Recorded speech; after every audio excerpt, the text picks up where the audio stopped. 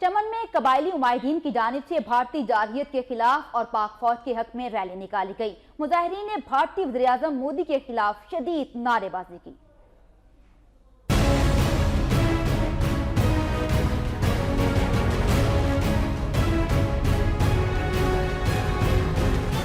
بھارت کی جانب سے سرحد پر فوج کی نقل و حرکت بڑھانے اور پاکستان کے خلاف پروپیگنڈا کرنے پر چمن میں قبائلی عمائدین نے ریلی نکالی۔ نادرا آفس سے شروع ہونے والی ریلی کے شرکاء نے ہاتھوں میں بینرز اور پلے کارڈز بھی اٹھا رکھے تھے جن پر مودی سرکار مخالف نعرے درج تھے۔ اس موقع پر قبائلی عوام نے پاک فوج کے حق میں بھی نعرے بازی کی۔